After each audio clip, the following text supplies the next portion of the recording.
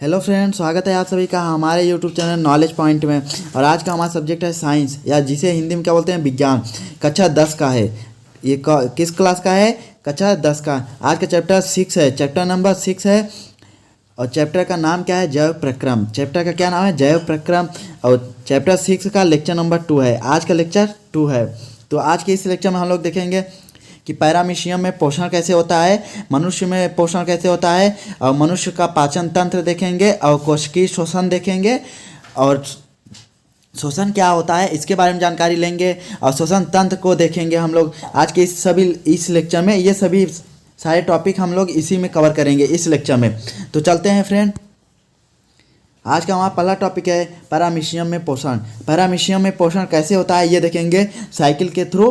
यानी कि पैरामीशियम में कितने स्टेप में होता है, जैसे 3 चरणों में होता है। पहला चरण ये हो जाए, पहला स्टेप, सेकंड स्टेप, फिर थर्ड स्टेप। पैरामीशियम में इस प्रकार से पोषण होता है। तो यहाँ पे देखते हैं कि पहले क्या होता है, पैरामीशियम हो गया, फिर उसका जो पश्चाप होता है जिसे सिलियरी बोलते हैं, यानी रोआ बोलते हैं। हिंदी देहात में क्या बोलते हैं, या खड़ी भाषा में रोआ जिसको बोलते हैं। तो ये रोए से क्या होता है, कोशिका को पूरी तरह से ढके होते हैं। जो पश्चाप होते हैं ये कोशिका को पूरी तरह से ढके होते हैं। और जो भोजन क्या करता है, जो भोजन ग्रहण करता है जो पैरामीशियम, वो एक विशिष्ट स्थान से छिद्र होता है। यानी कि विशिष्ट स्थान होता है जहाँ से छिद्र, यानी एक तरह से उसका मुख होता है। मुख बोल सकते हैं कि मुख से वो भोजन करता है, जैसे मनुष्य करता है एक विशिष्ट स्थान से। ना कि अमीबा की तरह उसका क्या होता है, पूरी बॉडी उसको घेर लेते हैं, फिर वो अंदर ग्रहण कर लेता है। तो अमीबा किससे बिल्कुल अलग है ये पैरामीशियम का पोषण। तो हमारा अगला टॉपिक है मनुष्य में पोषण। मनुष्य में पोषण पाँच स्टेप में पूर्ण होता है। जो मनुष्य में पोषण होता है वो 5 स्टेप में पूर्ण होता है, यानी 5 चरणों में पूर्ण होता है। पहला स्टेप क्या होता है, अंतर्ग्रहण, जहाँ से मुख द्वारा, जैसे मुख से अंतर्ग्रहण यानी अंदर भोजन को लेता है। फिर सेकंड स्टेप है पाचन होता है, फिर उसका शोषण होता है थर्ड स्टेप। फिर फोर्थ स्टेप है स्वांगीकरण होता है। फिर फिफ्थ स्टेप यानी 5वां स्टेप है क्या होता है, बहिक्षेपण, या जिसे गुदा द्वारा बाहर निकाल दिया जाता है। तो ये क्या हुए, ये पांचों क्या है, एक स्टेप है। 5 चरणों में मनुष्य का पोषण होता है। तो यहाँ पे देखते हैं, पहले एक पॉइंट देख लेते हैं। जो आहार नाल होता है, यानी कि जो मुख से फैले हुए जो नाली होती है, ये आहार नाल क्या होता है मूल रूप से, यानी कि मुख्य रूप से आहार नाल मुख से लेकर गुदा द्वार तक फैले हुए एक लंबी नलिका होती है। आहार नाल क्या होती है कि एक मुख से लेकर गुदा द्वार तक फैली लंबी नलिका होती है। तो आगे चलते हैं। पहला स्टेप देखेंगे मुख से, जहाँ से अंतर्ग्रहण किया जाता है। पहला स्टेप में क्या देखेंगे, जहाँ से अंतर्ग्रहण किया जाता है। तो यहाँ पे देखिए, ये जो बाएं तरफ दिखाया गया है, ये बाएं तरफ नीचे की ओर देखिए, यहाँ पे दिखाया गया कैसे स्टेप में भोजन कहाँ कैसे जाता है। और फिर ये जो दाहिने तरफ तीर के निशान सिंबल से देख सकते हैं आप कि मुख से सामने जो भोजन का अंतर्ग्रहण, यानी कि मुख से क्या करते हैं और दांत से क्या करते हैं, उनके प्रयोग दिखाया गया है। दाहिने तरफ क्या दिखाया गया है, ये प्रयोग दिखाया गया है। तो यहाँ पे देख सकते हैं कि पहला स्टेप में क्या चलते हैं, मुंह देखते हैं, मुंह से क्या करते हैं, भोजन का अंतर्ग्रहण करते हैं। फिर सेकंड स्टेप में देखते हैं दांत है, दांत को क्या भोजन को चबाते हैं दांत से। फिर जीवा से क्या करते हैं, भोजन को लार के साथ पूरी तरह से मिलाते हैं, यानी कि मिश्रण करते हैं। लार को और जो भोजन होता है उसको आपस में जीभ की सहायता से मिश्रण करते हैं, अच्छी तरह से मिल जाए, जिससे क्या होता है, जो भोजन होता है उसमें स्वाद आ जाता है। जब लार के साथ मिलता है तो उसमें स्वाद आ जाता है। और फिर उसके आगे क्या कहते हैं, लार ग्रंथि जो होती है, लार ग्रंथि से निकलने वाला रस को लार रस कहते हैं। यानी कि जो लार ग्रंथि होती है वो क्या कहती है, लार रस को निकालती है, जिसे लार कहते हैं। फिर यहाँ लार देखिए क्या बोला जाता है, स्टार्च लार या एलिमेंट्स एंजाइम या मल्टोज शर्करा के रूप में होता है। फिर नेक्स्ट चलते हैं, सेकंड नंबर देखते हैं भोजन ग्रसिका। यानी जब भोजन यहाँ के गर्दन में जाता है, यानी ग्रसिका, जहाँ से क्रमांकुचन विधि द्वारा भोजन अमाशय में जाता है। तो ये क्या करता है, देखिए यहाँ पे ग्रसिका द्वारा जाता है, देखिए स्टेप बाय स्टेप। अब इसके बाद अमाशय में जाता है, जो भोजन ग्रसिका द्वारा अमाशय में जाता है। और यहाँ ग्रसिका में क्या क्या होता है ये देखते हैं। मुँह से अमाशय तक भोजन ग्रसिका की क्रमांकुचन गति द्वारा ले जाया जाता है। क्रमांकुचन गति क्या होता है, किसी में क्या करता है, जो हमारे गर्दन से यहाँ नाल होती है, ग्रसिका होती है, ये जहाँ पे भोजन जाएगा वहाँ पे ओपन होता जाता है, बाकी उसके बाद शिथिल होता है। शिथिल मतलब सिकुड़ती जाती है जो ग्रसिका होती है। और आगे जैसे भोजन जहाँ जहाँ जाता जाएगा वो क्या करता है, वो संकुचन होता है, यानी खुलता जाता है। तो ये भोजन ग्रसिका थी।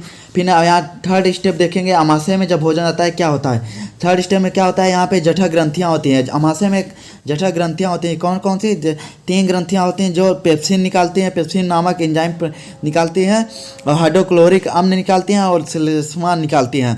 तो यहाँ जो पेप्सिन होता है ये क्या करता है, इसका देखेंगे उपयोग।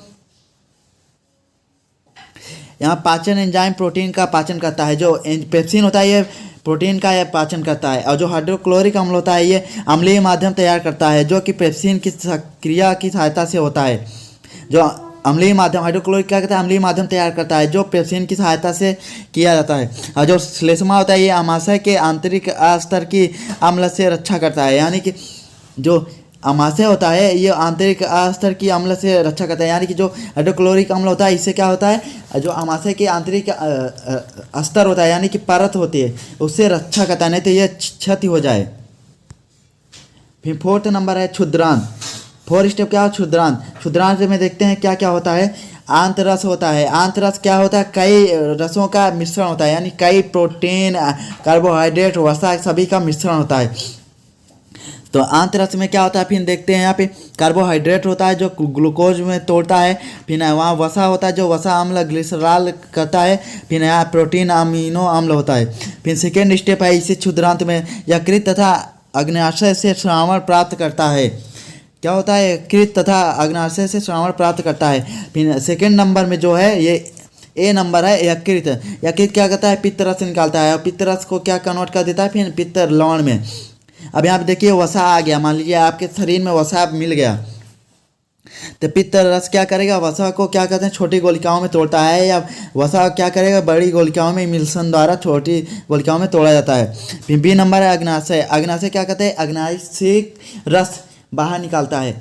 अग्न्याशय क्या कहता है, अग्नाशयिक रस निकालता है। अग्नाशयिक रस में क्या होता है, जो अग्नाशयिक रस होता है वो कई एंजाइमों का मिश्रण होता है। अग्नाशयिक अम्ल क्या होता है, जो ये अग्नाशयिक रस है ये कई एंजाइमों का मिश्रण होता है। कौन कौन से, 3 एंजाइम है, जैसे एमिलेस एंजाइम होता है, और ट्रिप्सिन एंजाइम होता है, और लाइपेज एंजाइम होता है। लाइपेज एंजाइम होता है, ये तीनों एंजाइम क्या कहलाते हैं मिलके, अग्नाशयिक रस। अब जो ट्रिप्सिन होता है ये प्रोटीन को पेप्टोन से में तोड़ता है। जो वसा होता है लाइपेज, यानी जो वसा होता है उसको लाइपेज तोड़ता है वसा अम्ल में। फिर जो स्टार्च होता है उसको एमिलेस ग्लूकोज में तोड़ देता है। फिर अगला पॉइंट है थर्ड नंबर, दार्ढ रोम होता है। जो दार्ढ रोम क्या होता है, अवशोषण का सतही क्षेत्रफल बढ़ाता है। दार्ढ रोम क्या कहता है, अवशोषण का सतही क्षेत्रफल बढ़ाता है। फिर आगे चलते हैं, 5वां नंबर, 5वां स्टेप क्या होता है, बृहदान्त्र। बृहदान्त्र क्या करता है, जल का अवशोषण करता है। जल का अवशोषण करता है, और जो व्यर्थ पदार्थ होता है उसको बहिक्षेपण शरीर द्वारा बाहर कर दिया जाता है, यानी कि बहिक्षेपण क्रिया कर दी जाती है। यानी कि शरीर से जो व्यर्थ पदार्थ होता है ये बाहर कर देता है। यानी कि ये कह सकते हैं कि जो बृहदान्त्र होता है, बृहदान्त्र होता है वो 2 काम कार्य करता है। कौन कौन से, एक पहला जल का अवशोषण करता है, दूसरा क्या होता है, व्रज पदार्थ जो यानी व्यर्थ पदार्थ जो गुदा द्वारा बाहर निकाल दिया जाता है शरीर से। फिर अगला टॉपिक हम लोग देखेंगे मानव पाचन तंत्र। मानव पाचन तंत्र, यहाँ देखिए ये फिगर दिखाया गया है। मानव पाचन तंत्र में यहाँ पूरा फिगर दिखाया गया है। तो यहाँ देखिए जीवा होती है, फिर मुख गुहा, मुख में मुख गुहा बोला जाता है, फिर ग्रशिका होती है, फिर यकृत ग्रंथि होती है, पित्ताशय होता है, पित्त रस का भंडारण जो करती है, पित्त नली होती है, अग्नाशय परिशेष्मिका होती है, फिर यहाँ पे देखिए अमाशय होता है, क्षुद्रांत होता है, फिर बृहदान्त्र, कोलान होता है, गुदा द्वार होता है। गुदा द्वार लास्ट स्टेप है जो पाचन का। फिर नेक्स्ट चलते हैं, श्वसन, यानी कि कोशिकीय श्वसन क्या होता है इसको देखेंगे। कोशिकीय श्वसन होता क्या है, पोषण प्रक्रम के दौरान क्या देखेंगे हम लोग, श्वसन। पोषण प्रक्रम के दौरान ग्रहण की गई खाद्य सामग्री का उपयोग कोशिकाओं में होता है, जिसमें विभिन्न जैव प्रक्रमों के लिए ऊर्जा प्राप्त होती है। ऊर्जा उत्पादन के लिए कोशिकाओं में भोजन के विखंडन को कोशिकीय श्वसन कहते हैं। यानी कि जो पोषण प्रक्रम के दौरान जब भोजन ग्रहण की जाती है तो उसका उपयोग क्या होता है, कोशिकाओं में होता है, यानी जिससे विभिन्न जैव प्रक्रमों के लिए ऊर्जा प्राप्त होती है। तो ऊर्जा उत्पादन के लिए कोशिकाओं में भोजन के विखंडन को कोशिकीय श्वसन कहते हैं। यानी कि जो ऊर्जा उत्पादन के लिए जो भोजन का विखंडन किया जाता है कोशिकाओं में, तो उससे क्या बोलते हैं, कोशिकीय श्वसन बोलते हैं। यानी कि कोशिका के अंतर्गत, यानी कोशिका में होने वाला जो भोजन पदार्थ का विखंडन कोशिकीय शोषण कहलाता है। अब देखिए भिन्न पथों द्वारा ग्लूकोज का विखंडन, यानी कि जो ग्लूकोज का विखंडन किन किन पथों में होता है वो देखेंगे। 3 पथों में होता है ग्लूकोज का विखंडन, C6H12O6। अब देखिए पाइरूवेट प्लस ऊर्जा निकलता है। यहाँ ऑक्सीजन की अनुपस्थिति में एक विखंडन होता है, एक होता है ऑक्सीजन के अभाव में जहाँ पे मतलब ऑक्सीजन पर्याप्त मात्रा में न उपस्थित हो। और फिर थर्ड पॉइंट है ऑक्सीजन की उपस्थिति में, यानी जहाँ ऑक्सीजन की पर्याप्त मात्रा उपस्थित हो। ये दूसरे प्राणियों में होता है, ये दूसरे प्राणियों में, ये अलग प्राणियों में। तो यहाँ पे देखेंगे जो ऑक्सीजन की अनुपस्थिति में क्या देखते हैं, एथेनॉल बनता है, कार्बन डाइऑक्साइड बनता है, प्लस ऊर्जा प्लस ये क्या होता है जैसे ईस्ट किण्वन में, ईस्ट या किण्वन में। फिर यहाँ पे फिर जो सेकेंड ऑक्सीजन के अभाव में क्या होता है, लैक्टिक अम्ल बनता है, फिर ऊर्जा बनता है, फिर जैसे हमारी पेशी कोशिकाओं में। फिर यहाँ ऑक्सीजन की उपस्थिति में क्या होता है, कार्बन डाइऑक्साइड बनता है, जल बनता है, प्लस ऊर्जा बनता है जैसे माइटोकॉन्ड्रिया में। फिर नेक्स्ट टॉपिक चलते हैं, शोषण होता क्या है इसको देखेंगे। शोषण 2 प्रकार से होता है। शोषण कितने प्रकार से होता है, शोषण 2 प्रकार से होता है। पहला स्टेप पे होता है, पहला शोषण होता है वायवीय शोषण, यानी जो वायु की उपस्थिति में शोषण हो वायवीय शोषण कहलाता है। और सेकेंड शोषण है अवायवीय शोषण। पता ऐसा शोषण की प्रक्रिया, ऐसी शोषण जिसमें वायु अनुपस्थित हो, अवायवीय शोषण कहलाता है। तो वायवीय शोषण को देखेंगे हम लोग। पहला पॉइंट है ऑक्सीजन की उपस्थिति में होता है। सेकंड पॉइंट है ग्लूकोज का पूर्ण उपचयन होता है, कार्बन डाइऑक्साइड और पानी और ऊर्जा मुक्त होती है, यानी कि जो ग्लूकोज का पूर्ण उपचयन हो जाता है इस शोषण में। फिर थर्ड पॉइंट है यह कोशिकीय द्रव्य और माइटोकॉन्ड्रिया में होता है। फिर फोर्थ स्टेप है अधिक ऊर्जा उत्पन्न होती है। उदाहरण के लिए मानव, जैसे मानव में होता है शोषण, यह वायवीय शोषण कहलाता है। फिर अवायवीय शोषण को देखेंगे, ये ऑक्सीजन की अनुपस्थिति में होता है, या ऑक्सीजन की अनुपस्थिति में होता है। फिर यहाँ पे देखिए ग्लूकोज का अपूर्ण उपचयन होता है, यानी कि पूरी तरह से ग्लूकोज का उपचयन नहीं हो पाता।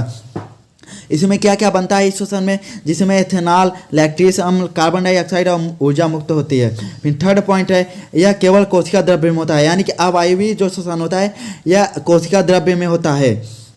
और जो यहाँ पे फोर्थ स्टेप है यानी नंबर है कम ऊर्जा उत्पन्न होती है। क्या अवायवीय शोषण में कम ऊर्जा उत्पन्न होती है, क्यों कम ऊर्जा उत्पन्न होती है, क्योंकि इसमें ग्लूकोज का पूर्ण उपचयन नहीं हो पाता।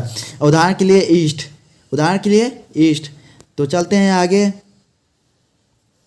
मानव शोषण तंत्र के बारे में देखेंगे। यहाँ पे देखिए पहला ये साइकिल कैसे चलती है, यानी कौन सा स्टेप कैसे होता है वो देखेंगे। पहले नासाद्वार होता है जहाँ से सांस लिया जाता है, या जिसे नाक बोलते हैं। क्या बोलते हैं, नासाद्वार को क्या बोलते हैं, नाक भी बोलते हैं। या फिर उसके बाद ग्रसनी में जाता है, फिर कंठ में जाता है, फिर वहाँ पे देखिए श्वास नली होती है, फिर श्वसनी में जाती है, फिर श्वसनिका में जाती है, फिर फुफ्फुस या फेफड़ा में जाता है। जो पूरा फेफड़ा होता है उसमें पूरा तरह से सांस भर जाता है।